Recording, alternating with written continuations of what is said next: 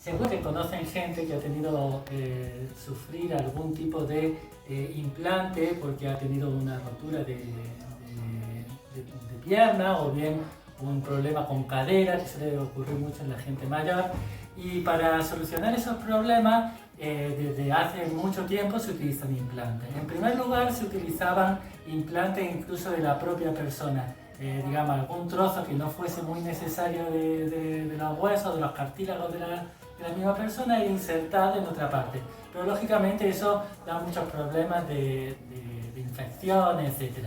Posteriormente se pasó a materiales masivos como puede ser el titanio. El implante de titanio es el implante más común que se produce actualmente. Pero el hueso en realidad es un material muy distinto al titanio.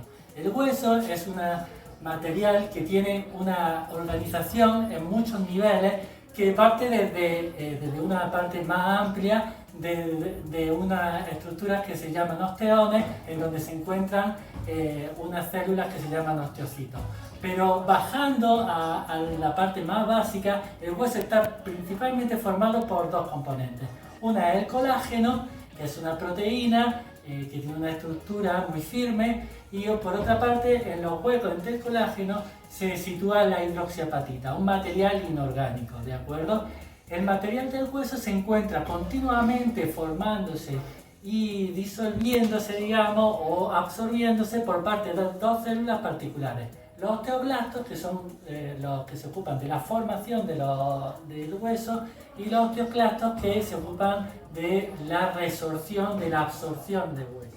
En nuestro grupo estamos trabajando para obtener nuevos materiales que puedan reemplazar al titanio como implante óseo. Imagínense que nosotros podemos tener un material que no solamente sirva como soporte, sino que además sirva para regenerar el tejido óseo, el hueso, propiamente con material, con las mismas células que lo forman normalmente por los osteoblastos y los osteoclastos. Para eso, en primer lugar, les quiero presentar este material. Este material se llama policaprolactona. Es un material plástico, básicamente, que se puede fundir a temperaturas relativamente bajas.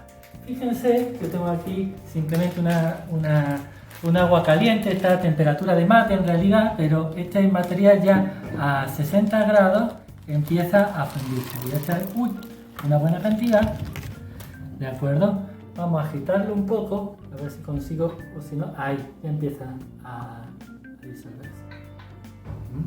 Y ahora, aquí con una cuchilla, incluso, podemos agarrar y ayudarlo un poco a que se empiece a fundir.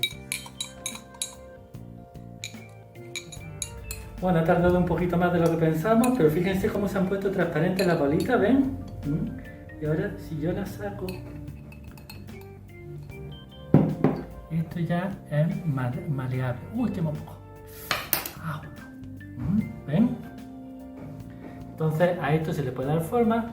Le puedo dar una forma más o menos de un huesito, ¿de acuerdo? Como ven, mis habilidades plásticas no son las mejores. ¿De acuerdo? Vamos a dejarlo aquí. Si tuviera un poquito de agua fría, esto sería mucho más rápido. Pero la cuestión es que es un material que es maleable, ¿de acuerdo? Menos mal que no hace falta que yo haga este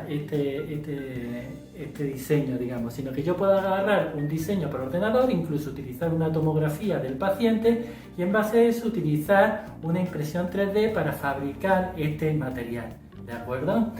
Entonces eso nos da, con la impresión 3D, una gran personalización del material, del implante, para el paciente que vamos a utilizar. Pero podemos hacer aún más cosas. Aquí estamos utilizando un material muy simple como es la policaprolactona, pero nosotros, por ejemplo, en el laboratorio ya estamos trabajando en incluir partículas como de la hidroxiapatita, de material del hueso, para aumentar la adaptación de este material. E incluso se pueden utilizar otros materiales como vamos a ver a continuación. Bueno, como les decía, uno de los componentes del hueso es una proteína que se llama colágeno. El colágeno en el hueso se encuentra como una triple hélice, ¿de acuerdo?, de hebras de colágeno que se encuentran unidas entre sí. ¿De acuerdo? Este colágeno se trata industrialmente para dar lugar a lo que se conoce como gelatina. Lo que se hace es hidrolizarlo, desnaturalizar lo que se llama, romper esta estructura para dar una hebra desordenada. ¿De acuerdo? Bueno, eso es lo que compramos, por ejemplo, en forma de gelatina, que tiene sus saborizantes, sus colorantes, etc. Y esto es lo que vamos a probar ahora a, digamos, imprimirlo. Lo que hacemos normalmente en la cocina es disolverlo en agua caliente y después hacerlo enfriar. Cuando enfriamos, lo que hacemos es que estas hebras que siguen desordenadas, ahora se van a empezar a unir entre sí. ¿De acuerdo? Van a seguir desordenadas, pero ahora van a tener uniones. Uniones que van a estar desordenadas, al contrario de lo que ocurría en el colágeno del hueso, que aquí están ordenadas entre sí. ¿De acuerdo? Entonces, aquí, por ejemplo, lo que tengo un poquito de gelatina, a la que le he añadido un poquito de harina para que se vea un poquito mejor y se imprima un poco mejor. Y lo que voy a hacer es simplemente imprimirlo sobre agua fría. Bueno, entonces lo que vamos a hacer es poner un poquito de agua fría en esta tapita. Vamos a ver si conseguimos imprimir esta mezcla. Aquí la harina que le he puesto podría ser un poquito como de las partículas de hidroxiapatita que se incluirían en el material de impresión. Entonces, ven que aquí se va formando ya el hilo. Mi pulso no es el mejor, pero ven cómo se va pegando. Eso es justamente lo que queremos. Que se vaya quedando bien el hilo para poder formar nuestra forma. No son las condiciones mejores de impresión, pero bueno, yo creo que ahí más o menos se ve, ¿de acuerdo? Si nosotros ahora eliminamos el agua, podemos ver la forma impresa que ha quedado bastante bien, ¿ven? Está bastante durita. Y eso después, si nosotros hiciéramos varias capas, haríamos la forma final, ¿de acuerdo? Bueno, entonces hemos visto dos materiales. En primer lugar vimos la policaprolactona, un material que vieron que es bastante duro. De hecho, fíjense, aquí tengo la pieza final que obtuvimos, ¿de acuerdo? Ven que es bastante durita, pero tiene algunos problemas, que es que al tener una red tan densa de polímero, es muy difícil meter otra cosa que no sean partículas. Por ejemplo, células, es muy difícil meter acá. Y después vimos la gelatina, un material que es mucho más expandido, donde se pueden meter, por ejemplo, células madre para incluir células que se puedan diferenciar de esos osteoblastos y osteoclastos que forman el hueso, pero vieron que el material era un poquito más blando. Ahora, ¿qué ocurriría si tratáramos de combinar los dos?